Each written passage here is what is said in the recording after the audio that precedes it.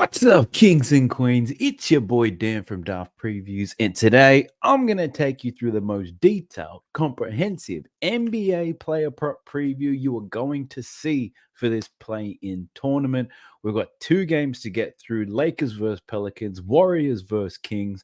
Now, if it's your first time watching this video, first I want to say, where you been, bruh? But basically what I do these videos every single night. I share my screen. I take you through Outlier. I take you through all the key players, the matchups, talk about what I like. I talk about what I don't. And I do all this to give you all the information that you need to make the best bets possible. Now, if that sounds interesting, let's go. So before we get into this, for those of you who have been watching this show, recently I've kind of been grabbing my favorite picks and just been talking through those kind of leans. But given that we only have a 2-game slate, I'm going to kick it old school, something that I used to do prior to getting COVID a couple of weeks ago. I'm going to go through all the key players in this one. So at least that way we can talk about the things I like and the reasons why, and the things I don't like. So just because it's 2 games doesn't mean I'm going to skimp out and do less work for you and minimize the content. I'm bringing the juice, baby. So let me know if you like it. We're kicking things off with the Lakers versus the New Orleans Pelicans. Now, in this particular game, the Pels are the favorites here at home, 1-point favorites in this game. So it's a bunch of pick 'em. The last time these teams matched up, absolute blowout. The Lakers blew the lights out of the Pelicans. But there's a couple of different theories here. One, the Pelicans had nothing to really lose in this one. Well, they kind of did. But knowing if they lost, they were still going to get a home game here against the Lakers. They potentially didn't want to show their cards too early. We had Brandon Ingram come back from injury. The Lakers are just the superior team and should absolutely smash these Pelicans. I do not know. I do not bet sides and totals. We're talking about player props here, but I do believe that the Pelicans will play better than their last matchup against the Lakers, which means some of these Pelicans players could have some value in their plays, and also some of these Lakers players, their lines may be a little bit inflated based on what happened the last time these teams matched up. Now, looking at lineups, regardless that it's a play-in, LeBron game time, Anthony Davis a game time decision as well. Regardless, they're obviously still both going to play. The Pelicans got everybody available, willing to go. Brandon Ingram, from what I've read, no minutes restriction for him, so we can expect to see his full complement. Pels back at home, been pretty good this season. Let's jump into it, shall we? We'll start things off looking at let's start with the Los Angeles Lakers first. We'll start with the King. Let's not be disrespectful about it. Now, LeBron James. Firstly, his points prop in this game is 26.5. He does have a tough matchup here against the Pelicans, who are the 5th fewest points, 2 small forwards on the season. LeBron has cashed this in 4 of his last 10 games, and he's cashed in 4 of his last 7 games against the Pelicans. They've played each other 4 times this year. LeBron scored 30, 34, 21, and 28 points. The stat padding machine could be at it again. I don't love the points prop here, but I would obviously lean to an over. I could see myself potentially taking an alternate line for LeBron because man gets buckets, regardless of how old he is. He could get some buckets, but I'm not sure if the 26.5 is the right number for me. But I do think he gets somewhat close to that. Coming into the next prop, it's his assist prop, and I don't mind this one. I'm actually considering taking this one. It's one of the leans that I have. His line's at 8.5, though, minus 135, so it is quite juiced, but juiced for a very good reason. Now, LeBron's averaging 9.8 assists over his last 10 games. He's covered this line in 7 of his last 10. The matchup against the Pelicans, it's not the most difficult one. And in his head-to-head matchups, 4 games against the Pelicans this year, 8, 14, and 17 assists. So his last 2 against the Pels, he's been moving the rock around like a madman. So why do I like this play? So not only does the form check out, he's got the numbers to back it up. The Lakers also destroyed the Pelicans inside. I think AD and LeBron combined for 58 to 60 points, whatever it may be. So I feel like the Pelicans are going to make an adjustment here. They're not going to let LeBron get to the rim as easy, I believe. And I think he's going to be kicking out to some shooters. So I do feel like there's some value in your D'Los, maybe your Austin Reeves, even some like Taurean Prince, but we'll get to those players a little bit later. The Pelicans not great at defending spot-up shooters. I think they really camp the paint. They don't let AD and LeBron dominate them, which is going to open up these shooters where LeBron can really rack up some assists. So I don't mind the assist play here. I don't love the odds. Maybe points plus assists could be something we get behind here. 6 of his last 10, 4 consecutive games he's covered this line. And in head-to-head, he's covered this in 3 of his last 4 games against the Pelicans. So the lowest game he had, 21 points and 14 assists in that game. I do think he scores more than 21, Can't guarantee he gets 14 assists, though. So I don't mind the points plus assists, minus 115. We are getting better odds on that. But let's see where I land. So as always, check the pinned comment by the time you finish watching this video and you know what my final plays are going to be. The other play we're looking at is his rebounds line. So that line is at 7.5. I did foolishly take his under in 7.5 in the last game. Got his 8th rebound in like 6 minutes to go, but even though it was a blowout, kept him on the court so he can chase another triple-double when he finished on 11. So 7.9 is his average of his last 10. 4 of his last 10 he's covered, and he's hit this line 3 out of his last 7, 1 out of his last 5. So pretty clear as to why I took his under in his boards last time. Did it work in my favor? The Pelicans shot the ball absolutely terrible. Now, I've got to tell you, I am leaning the under here. Under 7.5. We're getting plus money for it. That's cash in 6 of his last 10. I feel like that last game against the Pelicans was a real outlier. They shot the ball horribly. I did get a lot of game time despite the blowout, 37 minutes. I think he plays about 37 to 40 minutes in this game. It is an important one. So it is somewhat scary for me to take this, but he's cashed the under in 56% of games this season.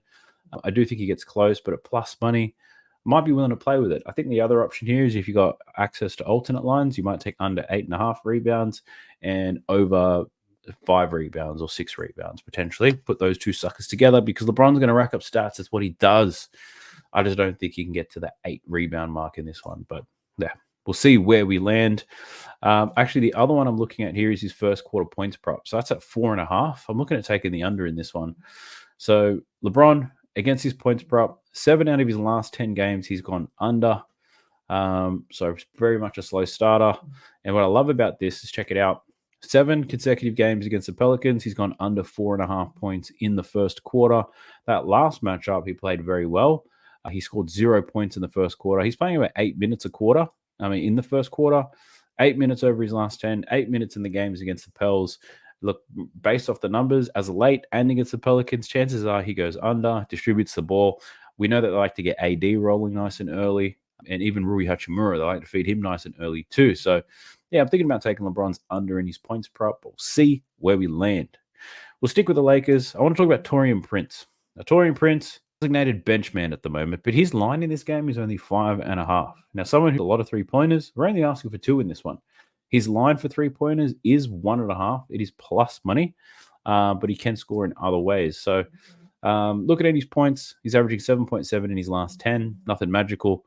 6 out of his last 10, but he has covered this in 3 of his last 4 against the Pelicans. 15, 15, 3, and 9 in those games, about 25 minutes on average. I think given he's playing off the bench, he should see at least 20 minutes in this game. And in those games where he's playing at least 20 minutes, what are we seeing? Close to 6 shots per game. Magic number there, 5.5. So we really need to make 3 buckets at least, or 2 3-pointers would be nice. He's averaging 1.5 3-pointers made over his last 10 games. He's shooting 50% from deep over that span. So there's a good chance here that Taurean Prince, the one thing about it is, somewhat experienced, but a lot of the Lakers are. On the road, Taurean Prince has had a pretty great track record, 6.9 as an average in his last 10.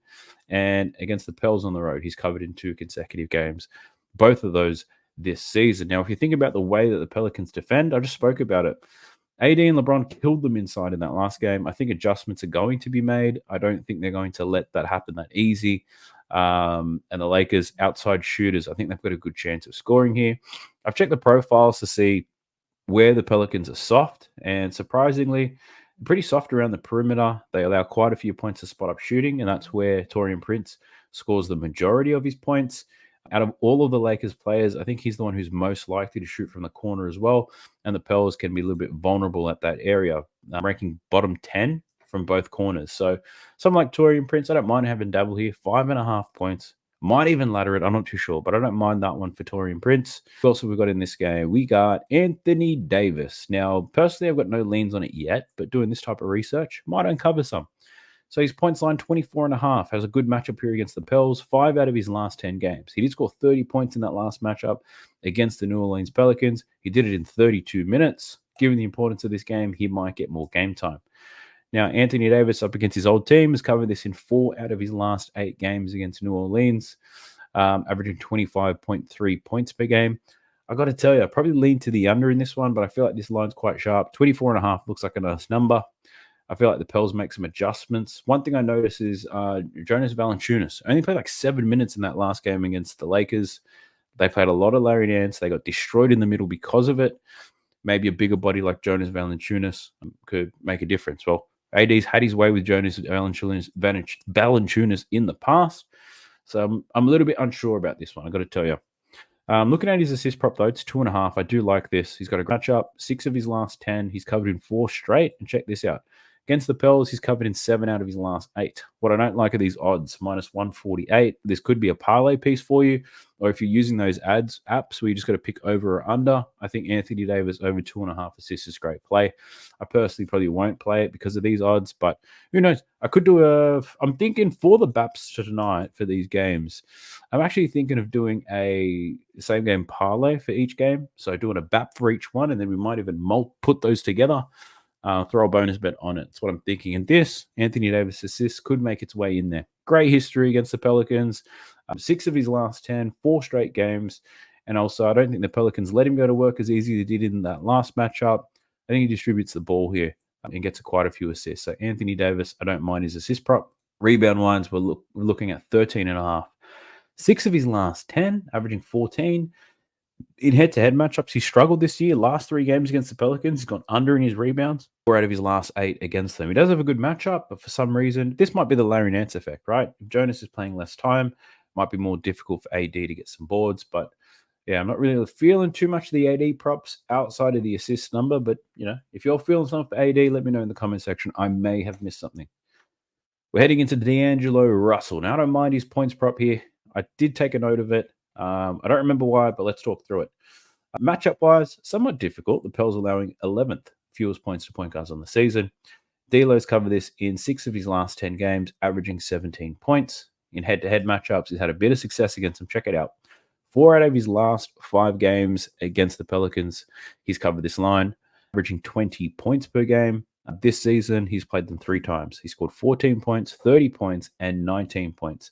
The game where he scored 14 points, he only played 22 minutes. The games where he's killed him, played close to 40. Now, over his last 10 games, what type of minutes are we seeing for D'Lo? We're seeing about 35 minutes on average, right?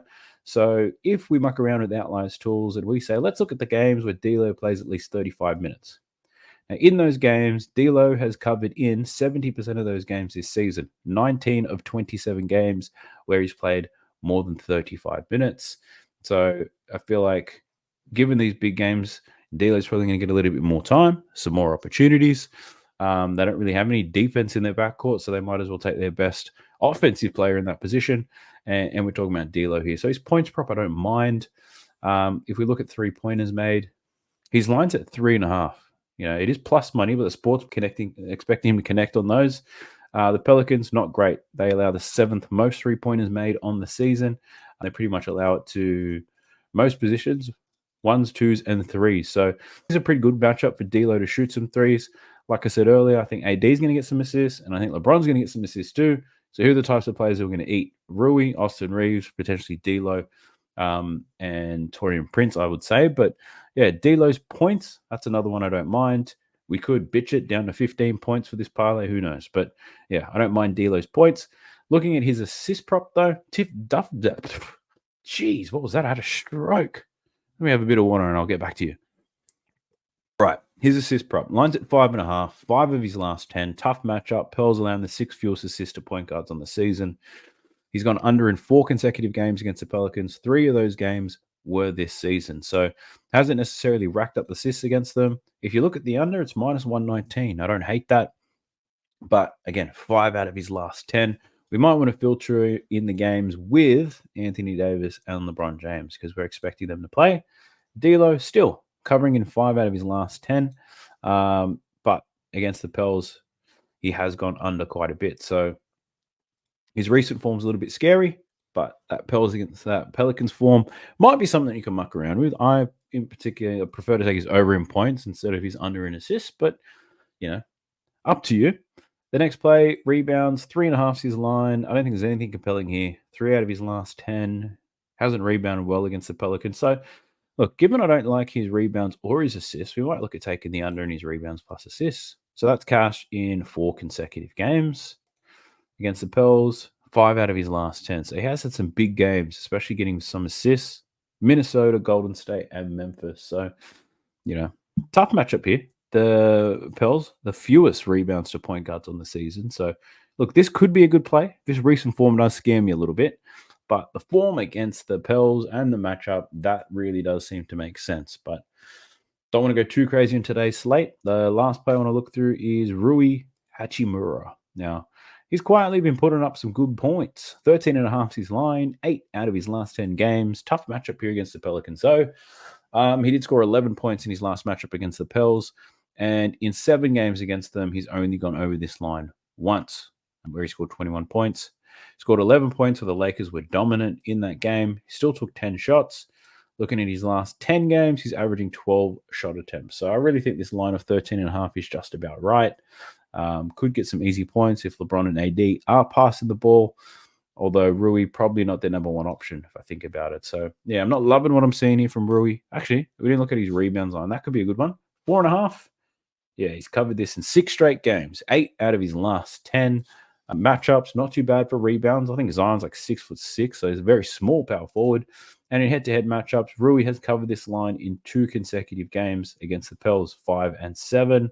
What have we seen? So those last 2 games, he's seeing 36 and 34 minutes. So when we bump up with opportunity, he's definitely getting these boards. If we look at his last 10 games, he's averaging 31 minutes a night. So we could see Rui play 30 to 35. I think you could get these minutes purely because of the Zion thing. They don't have too many bodies to contend with Rui. LeBron will probably switch on him late. Rui will take up the bulk of the work there to try to slow down Zion.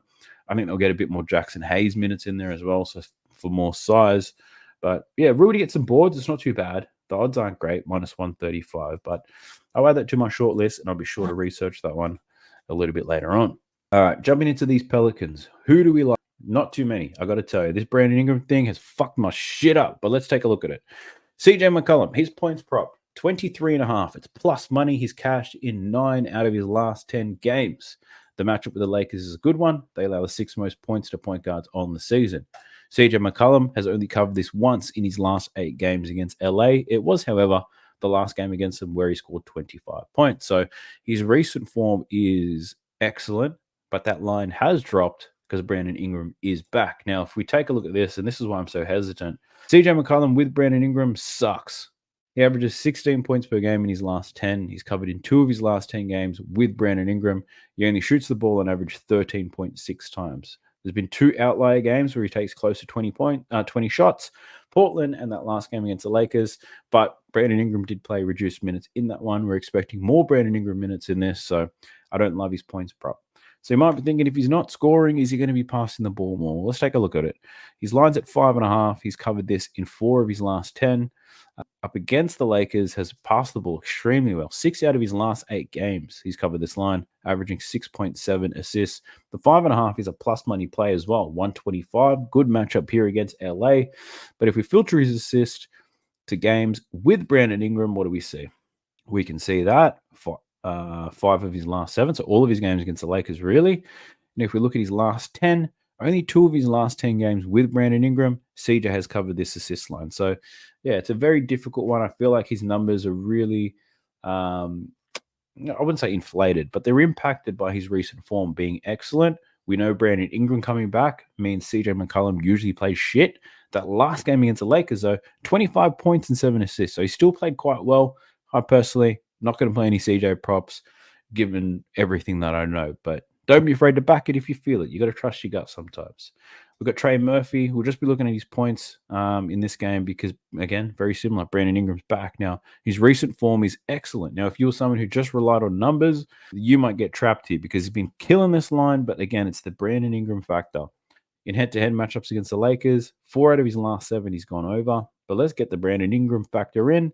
With Brandon Ingram, he's covered in 3 of his last 6 against LA, which is pretty good. Looking in his last 10 games with Brandon Ingram, he's covered in 6 of his last 10. So it's not too bad, averaging 18.7 points per game. So he's definitely capable. That last game against the Lakers, they lost by 16 points. Trey Murphy scored 11. Played 31 minutes, which is great, but he only shot the ball 8 times. It was only 4 from 8, 3 from 6 from deep. So yeah, it could be a good play here for Trey Murphy. If you think about how he likes to score the ball, he's definitely a spot up shooter, loves to shoot up above the break. The Lakers, they're probably mid tier when it comes to defending spot up shooting. They do allow a bit in transition, which Trey Murphy can do as well. But yeah, I don't know if the Pels are going to play with pace in this game or they look to slow it down to limit the Lakers on the inside. So Trey Murphy points, I do like it a lot better than CJ McCollum. I can take some confidence in that. Obviously, averaging 18 points per game with Brandon Ingram in the lineup. That last game against the Lakers finished on 11. We see the line at 11.5.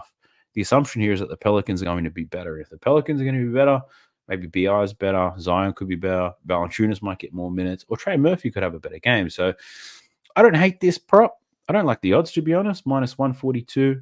Does spend a little bit of time hovering around this area. If you look at the last 20 games with Brandon Ingram in the lineup, yeah, there's a couple of 10-point games in there. I wouldn't even feel too confident taking him for 10 points in the parlay. But yeah, Trey Murphy, I'm a little bit hesitant on him, to be honest. That Brandon Ingram thing is real. Speaking of Brandon Ingram, what do we got? His line's at 18.5 points. 3 out of his last 10 games. Against the Lakers, he's covered in 5 out of his last 7, so he's had a bit of success. Only 13 points in that last game, played 23 minutes. Now, if he wasn't coming back from injury, I'd probably take the over in Brandon Ingram points. Probably their most clutch player up against his old team, but he hasn't played outside of that most recent game. He had almost a month off, so yeah, I'd be quite hesitant to take Brandon Ingram. I've seen quite a few people looking at his assist prop, and I don't hate this.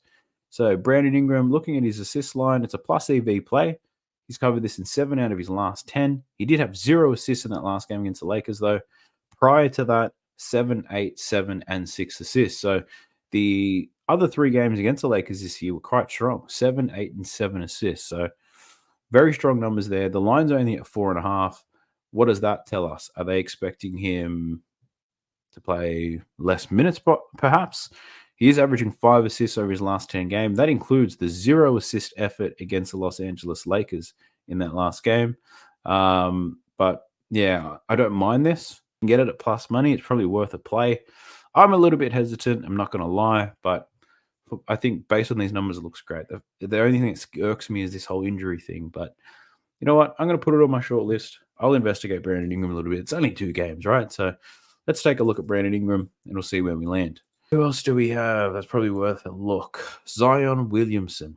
His points prop 24.5. He's covered in 7 out of his last 10. He's got a great matchup here against the Los Angeles Lakers. He's averaging almost 25 points, so that line is bang on with his average over his last 10 games. In head-to-head matchups, I did back him to go over in that last matchup against the Lakers. He only scored 12 points, shot 4 for 13. I thought he had figured it out after 2 strong games against the Los Angeles Lakers, but he was shocking. Chances are, I think he has a bounce back game and he does play better, very much similar to this game. Their first matchup with the Lakers this year, Bron drew like 9 charges on him. He came back. Next game against the Lakers, gave him 26 points. So I think there's a part of me that thinks Zion can make this happen. If we check to see if the Brandon Ingram factor impacts my man Zion, we've gone low in a day. So he's covered in 5 of his last 10 with Brandon Ingram, averaging 22.7 points per game. He's only covered this line at 42% of the games with Brandon Ingram so far this season, averaging 22.4 points per game. So overall, he obviously scores less with Brandon Ingram in the lineup. Head-to-head matchups with LA, with Brandon Ingram, 2-2. So yeah, pretty tough read. I know there's a few people who are back in Zion have a bounce back game, and I'm one to believe that there's a good chance that he does. I don't see him struggling for 2 consecutive games against these Lakers. There's going to be some adjustments made. I don't hate it. I do not hate it for Zion Williamson, but I don't know if I could take it. His assist line, though, that is at 5.5. At first glance, I think that's quite high. Matchup against the Lakers is great, though. They allow the second most assists to power forwards on the season. Looking at his head-to-head matchups, 3 out of his last 5 games. He did have 8 assists in that last matchup against the Lakers, so they limited his scoring. They really threw some bodies down low, forced Zion to pass. Now, does that happen again? I'm not too sure. I think it's a smart play not to let him in the paint, not to let him score. So I think there's a real chance that he can get some assists here at home. Maybe if we look at his assists, let's check it out. Just at home, what's he got?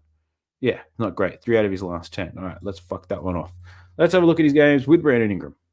With Brandon Ingram, 4 out of his last 10, 4.9 as an average. So they're not great. This one game against the Lakers could be the outlier, right? So difficult read on Zion.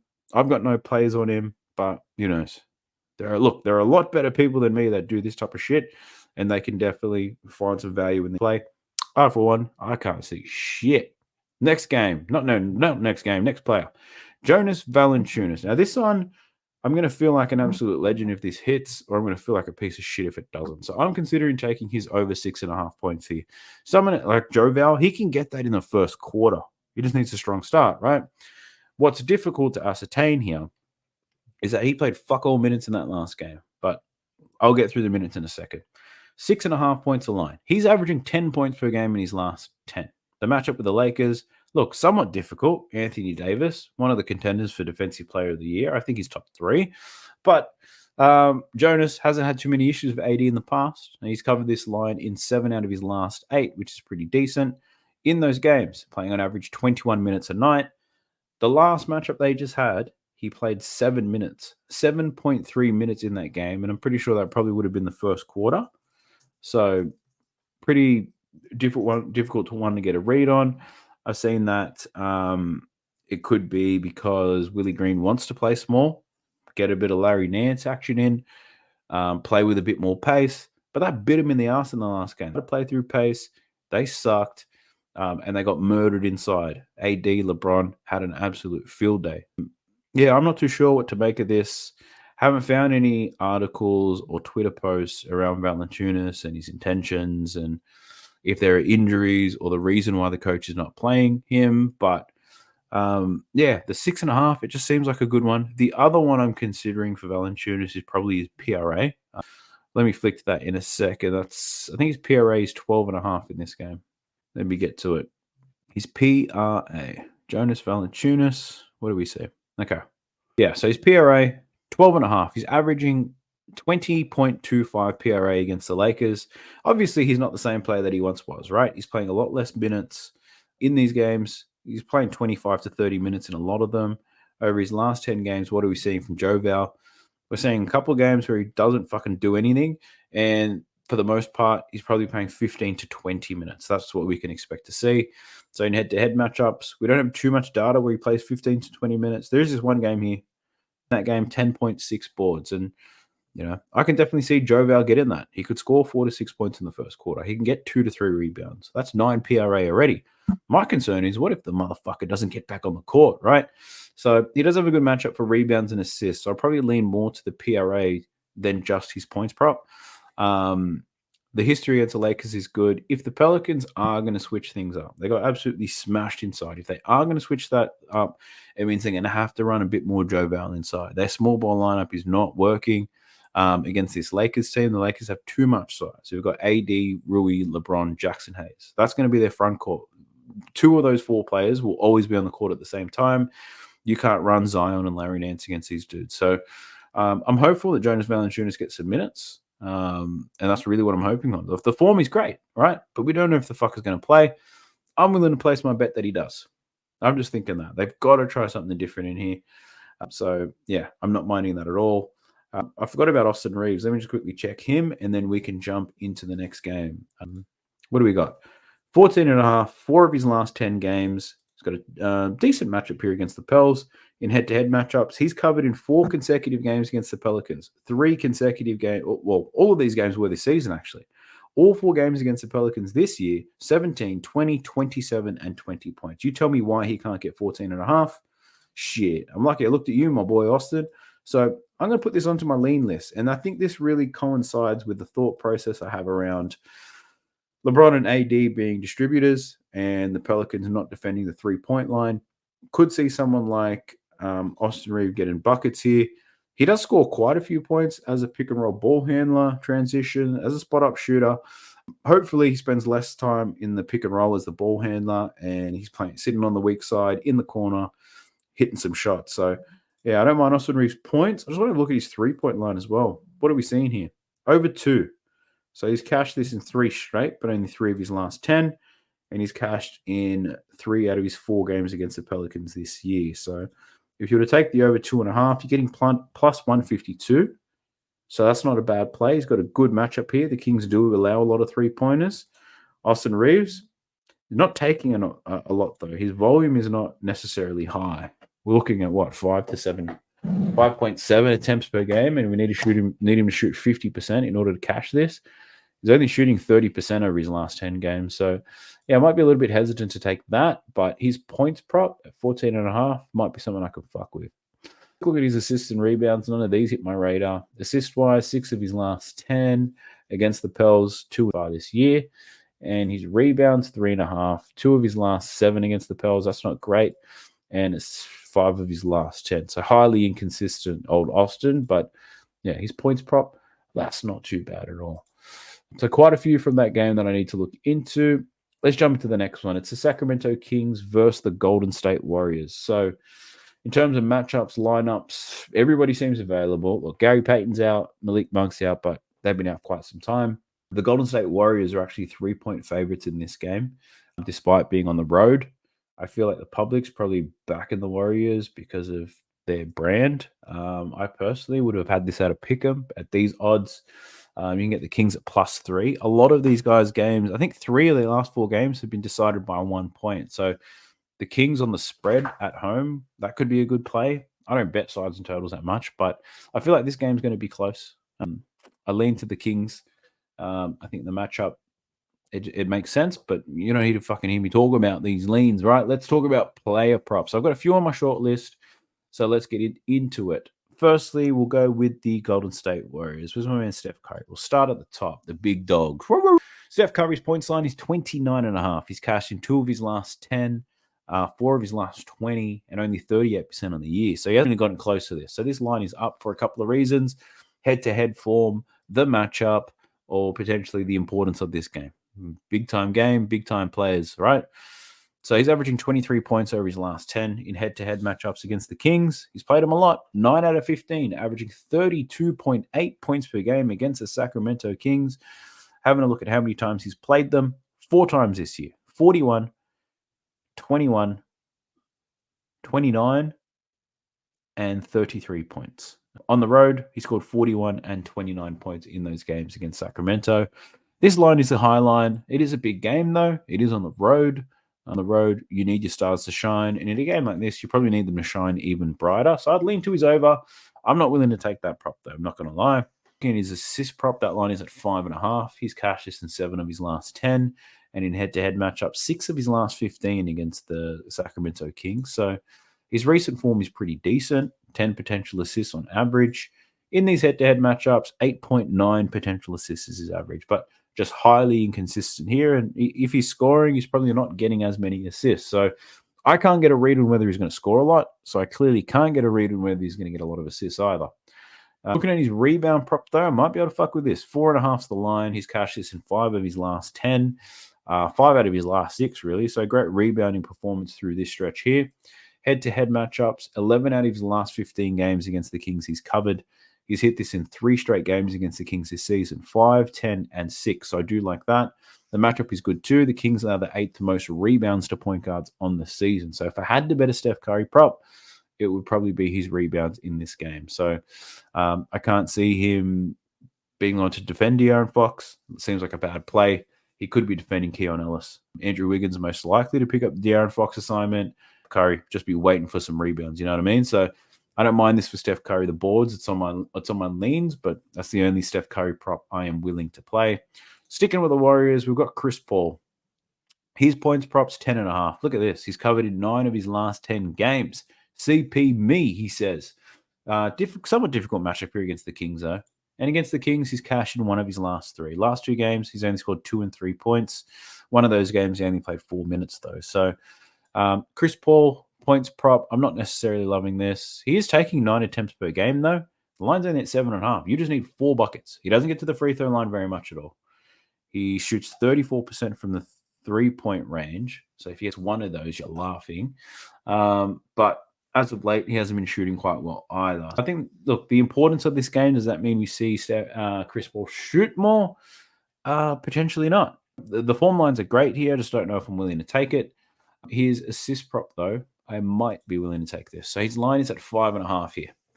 He does have a pretty good matchup. The Kings allow the 11th most assists to point guards on the season. He's hit in 6 of his last 10, 5 out of his last 6, and in head-to-head matchups, 2 out of his last 3. So 12 and 8 assists in those games against the Sacramento Kings.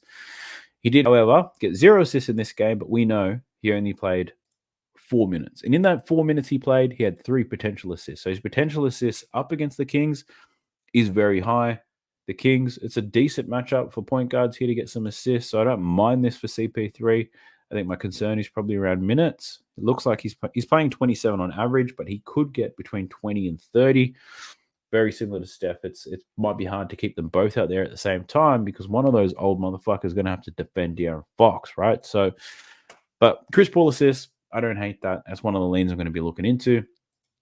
Sticking with the Warriors, we've got Jonathan Kuminga. So his point line's only 13.5 in this game. I think he's seen a reduction in his minutes in these games. I don't know if they're going to play him that much in head-to-head matchups. He scored 31 points the last time he versed the Kings, which is great. In terms of how they defend power forwards, they're not great at all. They allow the 5th most points to power forwards on the season. So I guess you could lean to the over based on that. 13.5 is quite a low line, though. In terms of how Kuminga scores, obviously he loves to get into the paint, take some fadeaways. He can shoot in the corner as well.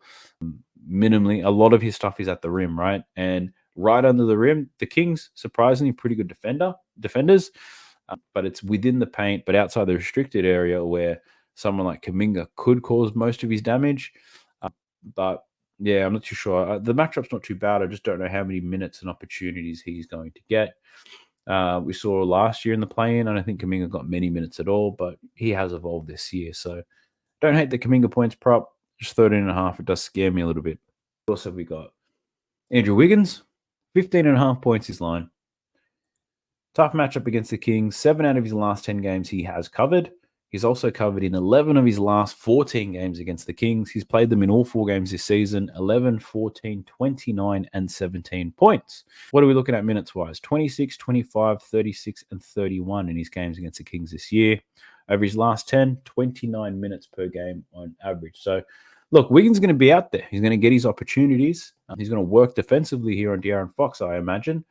I don't know how involved he's going to get in the offense, but his last 2 games against the Kings have been great, right? So 15.5, yeah, it's not a bad line. 14.5, I think I'll take it. I don't know. It's just something about these key numbers, but the 15.5, it does worry a little bit, but for no particular reason. I think part of it is I don't like Andrew Wiggins, but looking at his rebound line, it's at 4.5. 6 out of his last 10, 5.2 is his average. In head-to-head matchups, 9 of his last 14, somewhat inconsistent. Tough matchup. The Kings allow the fewest rebounds to small forwards, but yeah, I'm not too sure about him. Andrew Wiggins, I'm not feeling it, my boy. Who else do we have in this game for this stupid team? We've got the Klay Thompson back in the starting lineup. His game is 19.5. Now, he does have a good matchup against the Kings. Shot profile, where he shoots, how he plays, it suits a high-scoring effort here against the Kings. My concern with it, he's only hit this line in 1 of 4 games against the Kings this year. So I'm unsure about that. 7 of his last 15 against them. His last 5 against the Kings, he's been able to cover this line. His recent form is pretty decent. But yeah, Klay Thompson to get some points. I'm pretty hesitant about it, but you might find some value in it. We've got Mr. Triple Single himself, Draymond Green. His points line, 7.5 in this. Playing more time at the 4, so you could say he does have a good matchup, but his scoring is wild. It's up and down like crazy. Even up against the Kings, 7 of his last 13.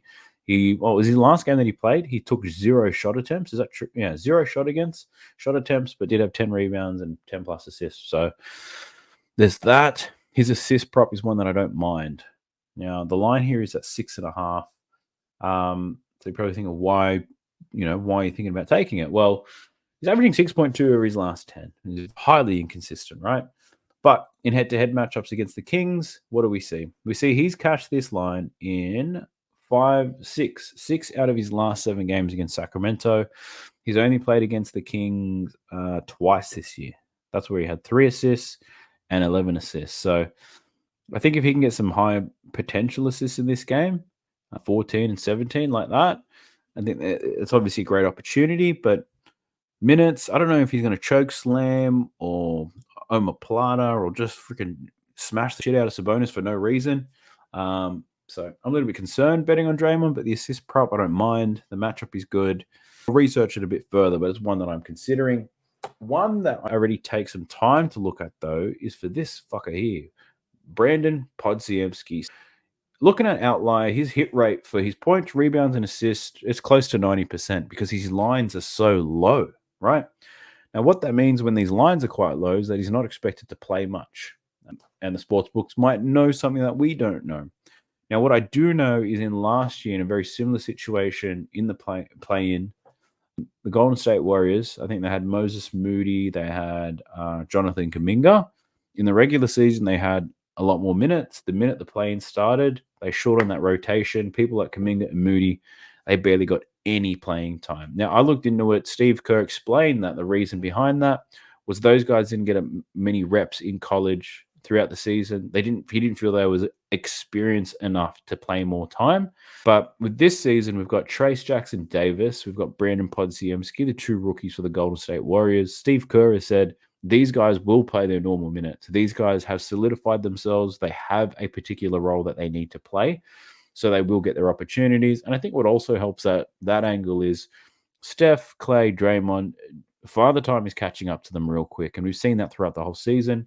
They've relied on people like Podziemski at times, Jackson Davis, sometimes Andrew Wiggins, believe it or not, to lift this team. Someone like Podziemski, he could be a defensive stopper if he wants to. Great rebounder for his position. Can be a playmaker off the bench, which you probably wouldn't need with Chris Paul there. But he's a great guy that can pretty much hit on your points, rebounds, and assists. So I'm personally not looking at his points prop, despite the hit rates. I'm looking at his PRA because I feel like he just contribute in so many ways. The line for his PRA is 10.5. He's got an excellent hit rate, right? But, I would say, what if he only plays 15 to 20 minutes, right? Let's just muck around with that. Let me say games where he's played less than 20 minutes. How has he performed? He's cashed this in only 2 of 9 games where he plays less than 20 minutes. So that could be a bit of a worry for us, right? But if we go games between 15 and 20 minutes, what do we see? So he's had 3 games where he's played between 15 and 20 minutes. He's cashed in 2 of those 3 games. Again, not a big sample size, so I wouldn't overreact to it. But that's where our sports books, or the sports books, might be thinking Podziemski plays. I'm hoping for a little bit more. I think he could play a role in De'Aaron Fox potentially if he needed to. Over his last 10 games, what's he saying? 25.8 minutes. So we looked at the numbers between 15 and 20, and the numbers weren't too bad. If we had a look at the numbers where he plays at least 20 minutes, Brandon Podziemski, when he plays 20 minutes on the season, he's cashed in 59 of 63 games, right? Which is wild. Even against the Kings, he's had 1 game which fits his criteria: 7 points, 3 rebounds, 2 assists, 12 PRA. So I think the only way we lose here, if Podziemski plays less than 20 minutes, this bet is dead. But based on his form, based on what Steve Kerr's told me, based on how he's played against the Kings, based on the fact that these Warriors are getting old as shit, I think this guy's going to get some minutes. He has to. So I think I might be willing to take a stab on this PRA. I don't like the odds at minus 145, but just saying, I'll take the 11.5. I'm down to play here with Brandon Podziemski. But yeah, that's definitely one lean that I have. Who else is there from this Warriors team that I may have missed? No one of importance. So let's jump into these Kings, though. Let's take a look at these. Man, I was going to start swearing my head off for no particular reason. Let's have a look at De'Aaron Fox. Now, his points prop, 28.5. I've seen a few people liking De'Aaron Fox to go over in this game. He has cashed in 4 of his last 10. In head-to-head matchups, he's versed the Warriors 3 times this year. 39, 29, and 29 points. So my man's been cooking. We see the line at 28.5 because he's barely covered it. So are we going to see a better performance from him? I'm not too sure. But based on these numbers, I'm not loving it. His minutes are obviously there. His field goal percentage, 46% from the field, is not too bad. He has rediscovered his 3-point shot, though. For a long time, he was shooting horribly, but he has been able to make it happen as of late. I don't hate this prop for De'Aaron Fox, but at 28.5, I want to feel a bit more confident about it. So I don't like the points prop for Fox. I don't like the points prop for Steph Curry either.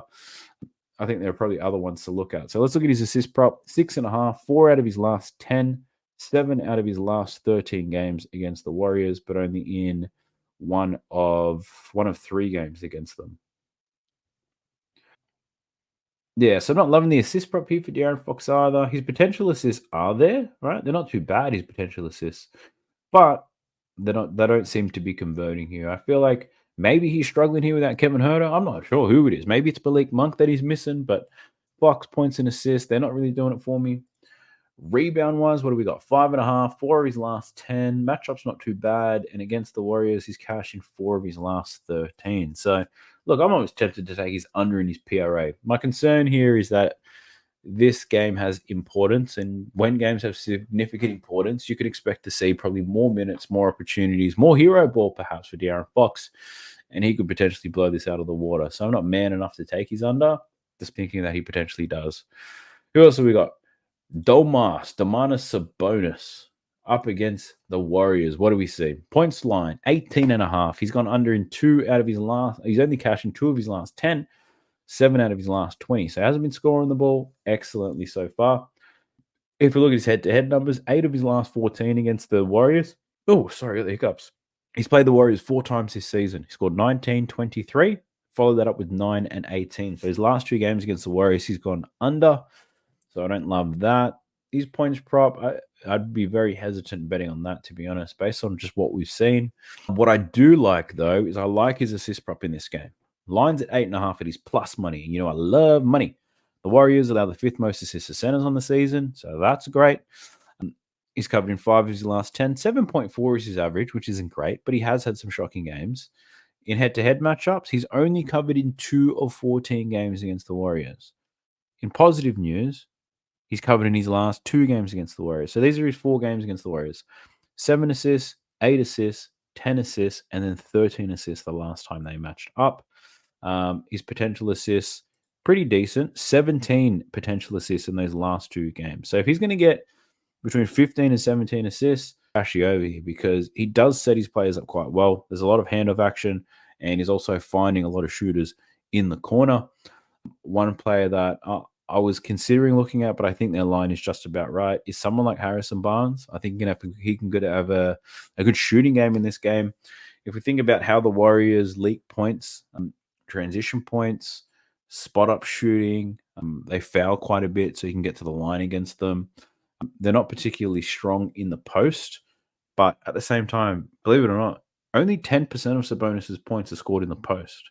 Like, he could score more, but he doesn't score that much. So it's a lot of pick and roll shit, bit of free throws. He runs a transition, all that type of stuff. So I feel like he can create. Keegan Murray's a good shooter. Harrison Barnes. Fox has found his stroke. Keon Ellis, he's been shooting quite well as of late. And even someone like Trey Lyles off the bench. But yeah, I don't mind Domas, his assist prop. I don't mind that one. I'll be looking into that for sure. Another popular play that I think we'll see an under in Domantas Sabonis rebounds. And the reason why I think we'll see it is because this form against the Warriors cannot be ignored. So 8 of his last 14 games, he's gone under 13.5 rebounds. But he's played the Warriors 4 times this year. 18 boards, then 11, then 8, and then 8 rebounds once again. The supporting stats for this are telling us that his rebound chances in these last 3 games against the Warriors, they're so much lower than his season average. 16, 17, and 16 rebound chances, but the line is at 13.5. Like, that's going to be a difficult one for Sabonis to overcome. And if we're looking at his last 4 games, what do we see? His last 4 games, he's gone under this rebound line. And in those games, some of them, he had 28 rebound chances in those games, and he still managed to go under. At only 16 to 17 rebound chances on average against the Warriors this season, I think this is going to be very difficult. We will have a bit of Trace Jackson Davis. Draymond could spend some time at the 5. We've got Looney as well. I just don't see how someone like Sabonis can hit this line against this particular team and the way that they're going to play. So unless he's a massive increase in his rebound chances, yeah, I'm not too sure. The odds are at minus 118, so it's starting to drift from what I've noticed. But this is a play where you could take him for under 13.5 rebounds and over 8 rebounds, right? Eat a bit of that juice, get more money for your bet perhaps. But I do like his assist prop more than I do like his under in his rebound prop. That could be very sweaty. Again, we could see Sabonis with more minutes, more opportunities. Who knows what's going to happen in a game with a magnitude like this. Next player, what do we got? We got Harrison Barnes. So he's line 13.5 points in this game. He's cashing 4 of his last 10, averaging 12 points per game. His matchup against the Warriors is not a bad one. In head-to-head matchups, though, pretty strange shit happening. He's only cashed this in 3 of 15 games. But his last game against the Golden State Warriors, he scored 39 points.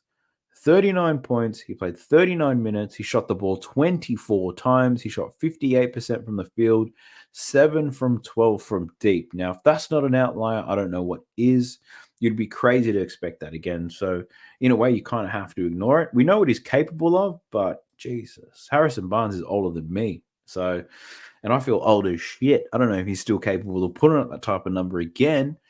But his points prop, I'm a little bit hesitant. His assist prop, no man alive would take an assist prop for Harrison Barnes. So let's jump to his rebound prop.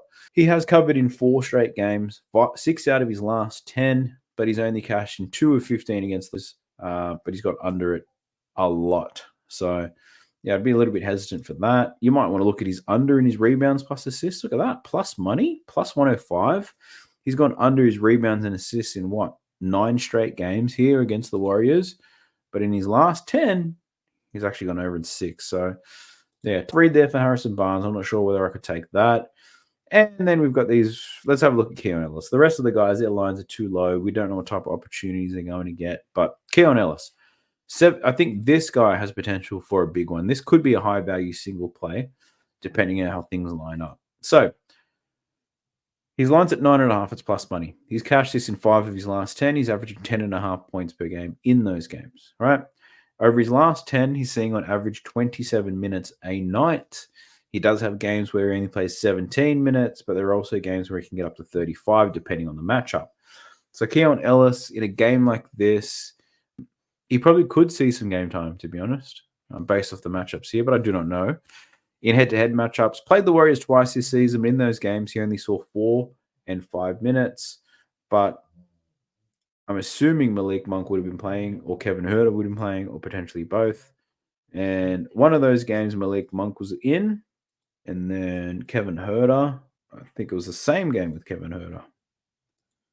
So limited opportunities here for Keon Ellis back then. So we're really looking at last season and November, or the start of December, really. So he's really started to get a grip on getting some minutes as of late. So I think this has a lot of potential because he could play 30 to 35 minutes in this game. And if we're going to be a crazy person, let's just have a look. If Keon Ellis, this is how I come up with high value singles, by the way. I just checked to see what they're capable of. Now, let's say we believe Keon Ellis in this game could get up to 30 minutes. Now, he's cashed this in 5 straight. In those last 5 games where he plays more than 30 minutes, he's averaging 17.8 points per game. So 15 points for Keon Ellis could be on the cards.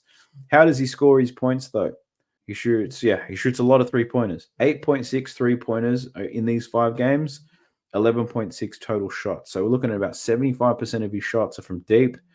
How do the Golden State Warriors defend the three-point line? Well, Keon Ellis' line is at 1.5, which he's hitting 6 of his last 10.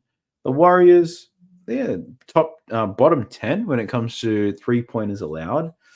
Up against guards, they do defend them quite well. It's actually power forwards, which is their weak spot. So someone like Keegan Murray could have a shooting game here. But given Keon Ellis his tendency to shoot threes, I think this really blends well into the Sabonis three-point prop.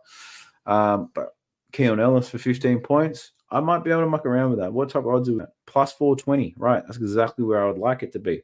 Now, he hasn't cashed it too often, never cashed it against the Warriors, but, it could be something that we look at. If I think about his play style, what do we see? He scores 40% of his points on spot-up shots. The Warriors are bottom 10 defending that. He scores 25% in transition. The Warriors bottom 10 in defending that as well.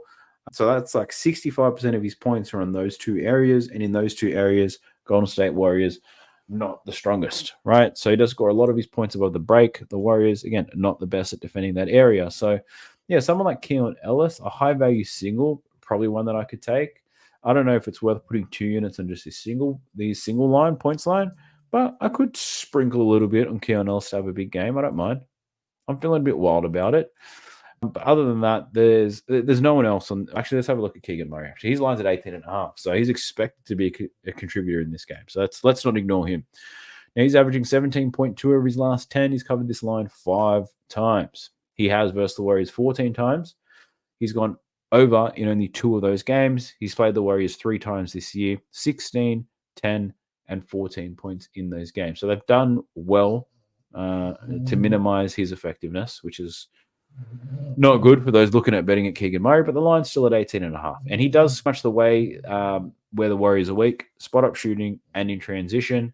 If I take a look at the games up against the Warriors, maybe he just shot poorly in those games, or maybe it's not minutes, right? Played decent minutes, 39, 39, and 38 minutes. 16, 15, and 12 shots, 38%, 27, and 42%. So he shot poorly in those games. Look at his three-point attempts, 11, 7, and 7. So he's taking a lot of threes. He just hasn't been shooting well. Now, is this the game where he could put it all together and make a few shots? Because over his last 10, what's he doing? 37% from deep, but 9.5 attempts, 41% from the field. So he doesn't shoot a high percentage, does he? Old Keegan Murray. If we look at how they defend the three-point line, what do we see? Yeah, their soft spot is around power forward. So Keegan Murray to make some threes. If I think about similar types of players, who are similar types of players? Maybe someone like Trey Murphy, perhaps. Similar type of player that the Kings recently. Trey Murphy absolutely lit them up. Keegan Murray a bit bigger, obviously. So yeah, I'll research this a little bit further. I'm not going to be afraid just because his head-to-head matchups and form has been terrible. I'm going to look into it. We'll check out Keegan Murray. Not his three-point prop, but I'm going to look at his points prop here because someone's got to score some points. And looking at these data, right, I'm not too confident of Fox, not too confident of Sabonis. There's no Malik Monk. We think Keon Ellis has potential. Harrison Barnes has potential. Keegan Murray also has potential. Now, I could be completely fucking wrong, and De'Aaron Fox could score 40 points here, right? And then I look like a bloody idiot. But just what the numbers are telling me, I'll dive into a little bit further and see. Maybe Keegan Murray could be a juicy prop for us, but I'll be looking into that for sure. Other than that, look, I got no more other plays in these two games, but shit, we close to an hour anyway. So I'm pretty sure you're sick of hearing me talk all day. I'm not going to plug this on Outlier, BetUS, or anything like that. Don't worry about using my sign-up links. You guys have been great. I've been receiving super thanks. You guys have been joining the membership. Daft Previews All-Star. The playoffs are starting. Things are starting to get crispy. I encourage you guys, though, be responsible here. We've made a lot of profit throughout this NBA season. I would hate for you to lose it at such an important part of the year. It is the playoffs after all. The lines do get a little bit sharper, so make sure you check out some tools. I don't know. Check out Outlier, check out StatsViews, whatever it is. Just research your bets heavily. Do not blindly bet anybody at this point of the year. But look, I'll catch you guys in the next one. Peace. Sub to the channel cause your boy's getting busy. Coming to you live from the west side of Sydney. We've got the free picks and the juice on the daily. It's all free, you don't even have to pay me.